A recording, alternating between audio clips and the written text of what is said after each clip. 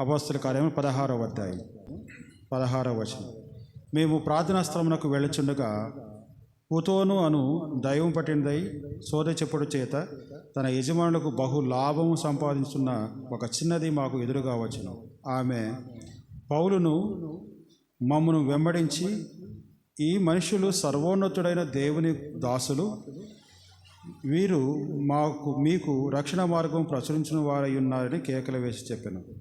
ఆమె ఇలాగూ అనేక దినములు చేయుచుండెను గనుక పౌలు వ్యాకులపడి దానివైపు తిరిగి, నీవు ఈమెను వదిలిపొమ్మని యేసుక్రీస్తు నామమున ఆజ్ఞాపించుతున్నానని ఆ దయ్యముతో చెప్పాను. వెంటనే అది ఆమెను వదిలిపోయాను. ఇక్కడ ఒక దయ్యముతో బాధపడుతూ చీకటిలో జీవితాన్ని ప్రారంభిస్తూ చీకటిలో జీవితాన్ని కొనసాగిస్తున్నటువంటి ఒక సహోదరి, ఒక స్త్రీ, మరి వారు ప్రార్థనా స్థలమునకు వెళ్ళుచుండగా, ఎవరు? పౌలు వెళ్ళుచున్నప్పుడు ఆమె ఎదురైందనమాట.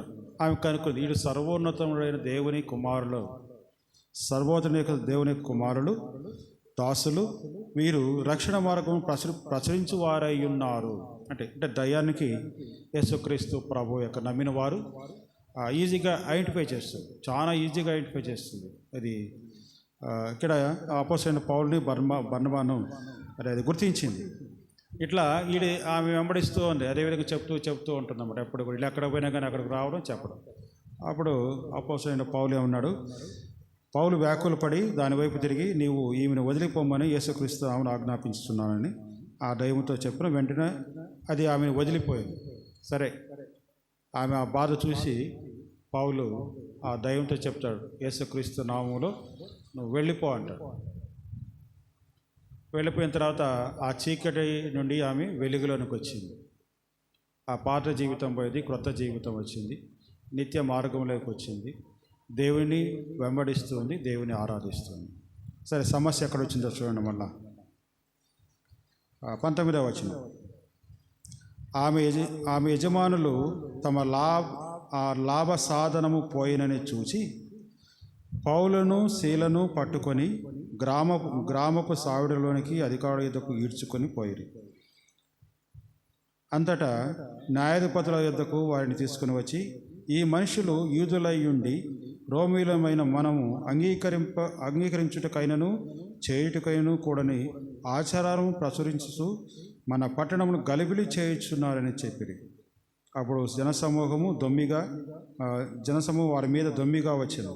న్యాయాధిపతులను వారిని వస్త్రములు లాగివేసి వారిని బెత్తములతో కొట్టవలనని ఆజ్ఞాపించారు. ఇది చీకటిలో ఉన్నటువంటి ఆమెకి వెలుగు ప్రసరించినప్పుడు ఇక్కడికి వచ్చినటువంటి సమస్య ఏంటి? ఆమె ద్వారా లాభం పొందుతున్నటువంటి వారు మరి పౌలును శీలను పట్టుకొని గ్రామ చావడిలో తీసుకెళ్లారు. న్యాయాధిపతుల దగ్గర తీసుకెళ్లారు. న్యాయాధిపతులు ఆ సమూహం వాళ్ళని దొమ్మిగా కొట్టింది. న్యాయాధిపతులు ఏం చేశారు? వాళ్ళ వస్త్రాలు తీసేశారు, వాళ్ళ బెత్తాలతో కొట్టమన్నారు. అంటే ఒక మంచి పని చేసినప్పుడు దాని వెనుక కష్టం ఉంటుంది, నష్టం ఉంటుంది అని మరి పౌలు యొక్క జీవితం ద్వారా మనం తెలుసుకుంటున్నాం. వెలుగుగా మనం వెలగాలి అంటే మనం కరిగిపోవాలి, వెలగాలి అంటే మనం కరిగిపోవాలి. ఇటు గొప్ప ప్రివిలేజీ దేవుడు అపోస్తలుడైనటువంటి పౌలుకి ఇచ్చాడు. చూడండి, 19వ అధ్యాయం, అపోస్తల కార్యములు 19వ అధ్యాయము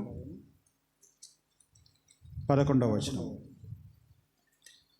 మరియు దేవుడు పౌలు చేత విశేషమైన అద్భుతములను చేయించను. అతని శరీరమునకు తగిలిన చేతి గుడ్డైనను నడుకట్లైనను రోగుల ఎద్దుకు తెచ్చినప్పుడు రోగములు వారిని విడిచెను, దయ్యములు కూడా వదిలిపోయాను. ఇది పౌలు యొక్క పరిస్థితి. చూడండి, పౌలు ఎంత శక్తి కలిగిన వాడో. పౌలు ఎట్లా అంటే తన శరీరానికి తగిలినటువంటి గుడ్డ, ఆ టవలు కానీ ఆ వస్త్రాలు కానీ రోగుల దగ్గర తీసుకుపోయి వాళ్ళు తగిలిస్తే రోగులు బాగైపోతున్నారు, ఆ రోగములు పోతున్నాయి. దయ్యాలు పడిన వాళ్ళకి తగిలిస్తే దయ్యాలు పోతూ ఉన్నాయి. ఎందుకు అంటే దేవుని యొక్క శక్తి పౌలుని ఆవరించింది. ఎందుకంటే అపోస్తల కార్యంలో మనం చూడండి, అపోస్తల కార్యం 9వ అధ్యాయంలో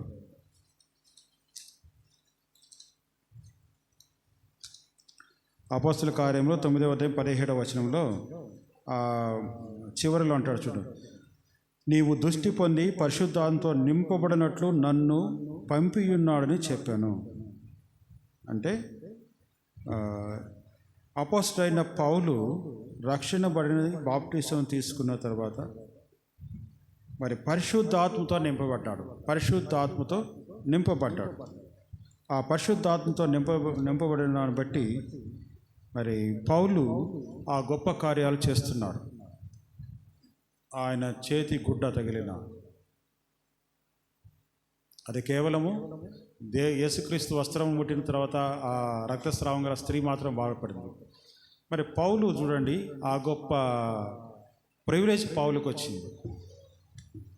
మరి రోగాలు పోతున్నాయంట, దయాలు వదిలిపోతున్నాడు. ఆ తర్వాత కూడా చూస్తే మరి మళ్ళా కష్టాలు రావడం. పౌలు ప్రతి ఒక్క అద్భుతం చేయడం వెంటనే కష్టాలు రావడం, అద్భుతం చేయడం వెంటనే కష్టాలు రావడం.